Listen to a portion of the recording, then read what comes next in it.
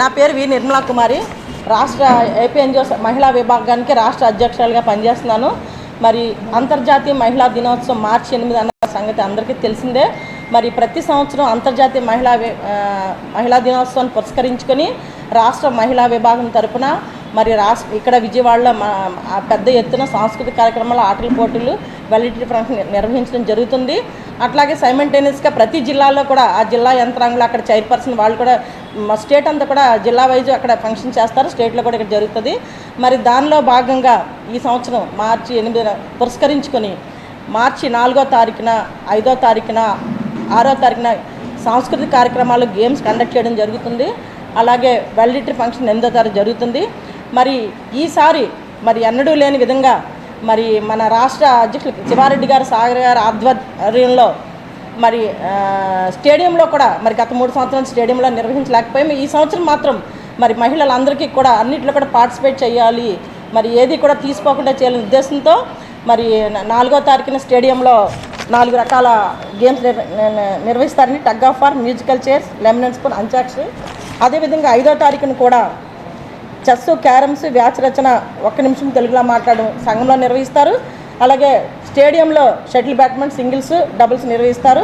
మరి ఈ ఆటల పోటీలు అన్నిటికీ కూడా ప్రభుత్వం వారు మాకు నిన్ననే పర్మిషన్ కూడా ఇచ్చారండి. మెమో ఇచ్చి 4వ తారీఖు హాఫ్ డే, 5వ తారీఖు హాఫ్ డే, 8వ తారీఖు వారికి కూడా ఈ మహిళా ఉద్యోగులందరూ కూడా మా తరఫున సాగర్ గారికి, శివారెడ్డి గారికి మరి వారి ద్వారా ప్రభుత్వానికి కూడా మీకు కృతజ్ఞతలు తెలియజేస్తాం. మరి అవకాశం మాకు కల్పించినందుకు.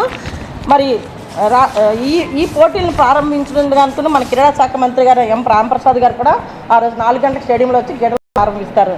మరి మహిళలందరూ కూడా, ఈ రాష్ట్ర ప్రభుత్వంలో పనిచేస్తున్న మహిళలందరూ కూడా ప్రభుత్వం ఏదైతే అది ఏ ప్రభుత్వం కానివ్వండి, ఆ సంక్షేమ పథకాలు ఏమి ఇచ్చినా సరే ప్రజలకు చేరువలో తీసుకెళ్ళడానికి అత్యంత కీలకమైన పాత్ర వహించింది డిపార్ట్మెంట్లో మహిళలే. అది విద్యలో చూసుకోండి, వైద్యంలో చూసుకోండి, అంగన్వాడీ చూసుకోండి, ఒక ఆశా చూసుకోండి, ఎవరైనా సరే రూట్ లెవెల్లో కష్టపడి ఎండనక వాననక పనిచేసేది మహిళా ఉద్యోగులే. మరి అటువంటి మహిళా ఉద్యోగులకి ఒక్కరోజు కూడా ఆట విడుపు కానీ అంత చాలా స్ట్రెస్తో కూడా ఉద్యోగాలు చేస్తున్నప్పటికీ ప్రభుత్వం మరి మా సంఘం ద్వారా మాకు కావాల్సిన అనేక డిమాండ్లు, అది చైల్డ్ కేర్ లీవ్ని పెంచారు, కొన్ని విషయాలు కూడా ఇది కాంట్రాక్ట్ బేస్డ్ కూడా లీవ్లు ఇచ్చారు. మరి మా డిమాండ్లన్నీ పరిష్కరించారు. మేము ఆర్థికపరమైన డిమాండ్ల గురించి మేము ఇప్పుడు మాట్లాడలేదు, కానీ మరి మాకు కొంచెం వెసులుబాటు, పనితనంలో వెసులుబాటు కల్పించడం గురించి మరి ఏదైతే మాకు చైల్డ్ కేర్ లీవ్ ఇచ్చారో దానికి ఒక క్యాప్ పెట్టారు. 18 సంవత్సరాల వయసున్న పిల్లలు ఉపయోగించుకోవాలని. ప్రస్తుతం ఇప్పుడున్న వాళ్ళందరూ కూడా చాలా ఏజ్ డైపర్ కట్టి ఎవరికి అవకాశం లేదు కాబట్టి ఆ క్యాప్ తీసేయమని ప్రభుత్వాన్ని మీ ద్వారా డిమాండ్ చేస్తున్నాం. మరి ఈ చాలా డిమాండ్లు పరిష్కారం అయ్యాయి. ఇంకా మాకు స్వేచ్ఛాయుత వాతావరణంలో ఉద్యోగం చేసుకోవడానికి ప్రతి ఒక్కరికి ఆ వీలు కల్పించాలని ప్రభుత్వానికి మీ ద్వారా మరొకసారి విన్నవించుకుంటున్నాం. ఎందుకంటే రాష్ట్రంలో పరిస్థితులు చూస్తున్నారు, మహిళల పట్ల జరుగుతున్న దాడుల విషయం అయితేనే మరి ఒక మహిళ స్వేచ్ఛగా ఒక పల్లెటూళ్ళలో కానీ ఎక్కడైనా కానీ అనేక మంది మధ్య రాత్రంగా పగలంగా పనిచేస్తున్నప్పుడు ఆ మహిళకు కూడా స్వేచ్ఛత అన్ని రకాలమైన హక్కులు కానీ ఏదైనా ప్రాబ్లమ్స్ వచ్చినప్పుడు చట్టబద్ధమైనటువంటి నిర్ణయాలు ఉండాలి. అవి కూడా త్వరితగతిని పరిష్కరించాలని మీ మహిళా ఉద్యోగులందరి తరఫున ఒకసారి ప్రభుత్వానికి మీకు విన్నవిస్తున్నామండి. మరి ఈ కార్యక్రమం అంతా కూడా మరి స్టేడియంలో జరిగే కార్యక్రమాలు కానీ ప్రతి ఒక్కరు ఈ వెస్ట్ కృష్ణాలో పనిచేస్తున్న, హెచ్ఓడీలో పనిచేస్తున్న మహిళా ఉద్యోగులందరూ కూడా మరి మనకు సెలవు కూడా ఇచ్చారు కాబట్టి దాన్ని మీరు ఖచ్చితంగా వినియోగించుకొని పాల్గొని జయప్రదంగా చేయాలని కోరుతూ సెలవు తీసుకుంటున్నానండి.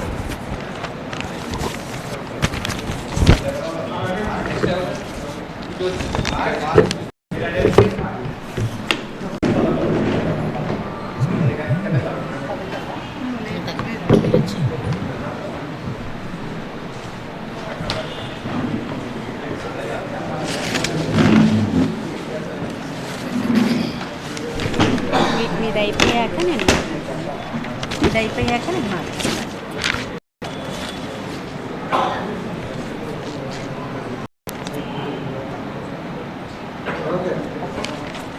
నా పేరు పి మాధవి, ఏపీఎన్జిఓస్ మహిళా విభాగం కన్వీనర్.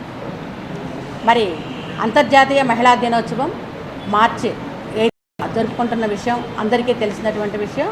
మరి ఈ సందర్భంగా ఏపీఎన్జిఓస్ అసోసియేషను మహిళా ఉద్యోగులని ఉద్దేశించి 4, 5 తారీఖుల్లో క్రీడలు, సాంస్కృతిక కార్యక్రమాలు ఏర్పాటు చేయడం జరిగింది. ఇందులో భాగంగా మరి మహిళలు చిన్న బిజీగా ఉన్నటువంటి లైఫ్లో వాళ్ళకి ఆ 3 రోజులు ఆ తర్వాత ఒక అది ఛార్జింగ్ లాగా ఉపయోగపడుతుందని చెప్పనేసి వీళ్ళని మానసికమైనటువంటి ఉల్లాసము ఉత్తేజాన్ని కల్పించాలనేటటువంటి ఉద్దేశంతో ఈ కార్యక్రమాలన్నీ కూడా ఏర్పాటు చేయటం జరిగింది. అయితే ఈ సంవత్సరం 2025 సంవత్సరంలో ప్రాధాన్యంగా 3 లక్ష్యాలని మన ఇంటర్నేషనల్ ఉమెన్స్ డేలో ఏర్పాటు చేసుకోవడం జరిగింది. మరి దానిలో భాగంగా ముఖ్యంగా ప్రధానమైనటువంటిది మనకి లింగ వివక్ష, మహిళా సాధికారతపై దృష్టిని సారించి ఆ విధంగా ఆ లక్ష్యాలను సాధించే విధంగా అడుగులు ముందుకు వేయాలని నిర్ణయించడం జరిగింది. అయితే 4, 5, 6 తారీఖుల్లో జరిగేటటువంటి క్రీడలు సాంస్కృతిక కార్యక్రమాల్లో ప్రతి ఒక్క మహిళా ఉద్యోగి పాల్గొని మరి ఏపీ ఎన్జీఓస్ అసోసియేషన్ వారు ఏర్పాటు చేసినటువంటి మంచి బహుమతులను కూడా గెలుచుకోవాలని, అలాగే పెద్ద ఎత్తున మహిళలు పాల్గొని మన యొక్క మహిళా బలాన్ని ప్రభుత్వం ముందు కూడా మనం చూపించుకోవాల్సిన అవసరం, మన డిమాండ్స్ని తీసుకునేటటువంటి విధానంలో మనం ముందుకు వెళ్ళాలని కూడా నేను తెలియపరుస్తున్నాను.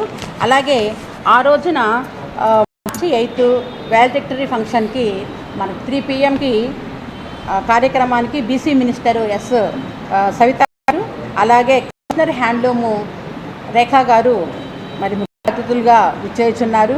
మరి ఇంకొక విషయం ఏంటంటే మరి ఈ 2025 విమెన్స్ డేకి ఒక మంచి కలర్ కూడాను చేయటం జరిగింది. అది ఏంటి అంటే purple colour, green colour, white colour. Purple colour న్యాయాన్ని అలాగే మనకి ఒక స్వచ్ఛతను తెలియజేస్తూ ఉంది. అలాగే గ్రీన్ కలర్ మరి ఆ విధంగా మహిళలందరూ కూడా ముందుకు వెళ్ళాలని, మరి ఈ విధంగా ఈ కార్యక్రమాలన్నింటినీ ముందుండి జరిపిస్తున్నటువంటి ఏపీ ఎన్జీఓస్ అధ్యక్షులు శివారెడ్డి గారు, అలాగే ప్రధాన కార్యదర్శి విద్యాసాగర్ గారికి కూడా ప్రత్యేకమైనటువంటి ధన్యవాదాలు మా రాష్ట్ర మహిళా విభాగం తరఫు నుంచి తెలియజేసుకుంటూ సెలవు తీసుకుంటున్నాను.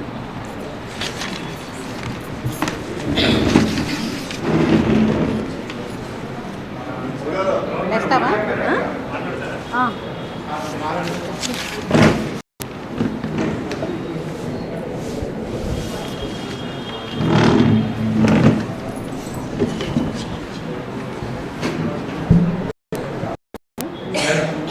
నా పేరు M Rajyalakshmi. All India state government employees federation కన్వీనర్ను.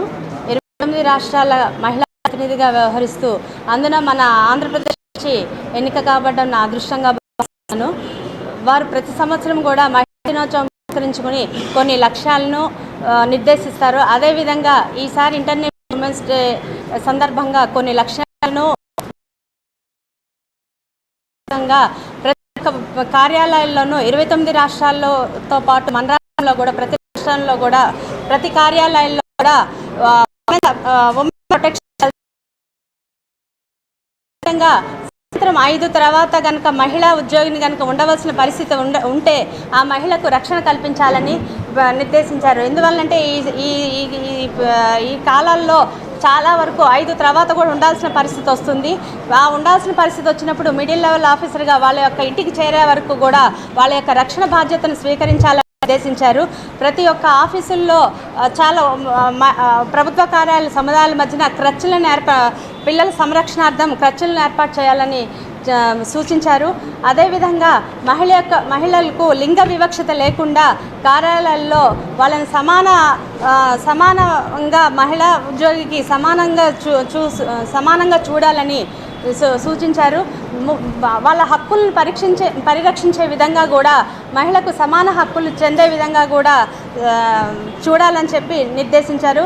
వీటన్నిటితో పాటు మహిళ యొక్క స్త్రీ సంఘటనను కాపాడుకునే విధంగా మన యొక్క మహిళా చాటుకునే విధంగా ఈ మహిళా దినోత్సవాన్ని పురస్కరించుకుంటూ జయప్రదం చేయాలని కోరుకుంటూ ఇట్లు all India state government employees federation Rajyalakshmi. Thank you.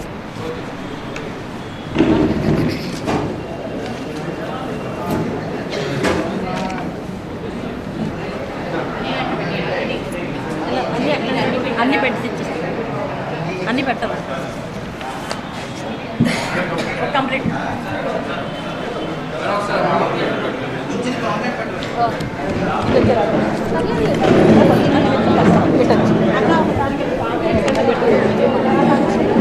మొత్తం ఫోటో వస్తుంది.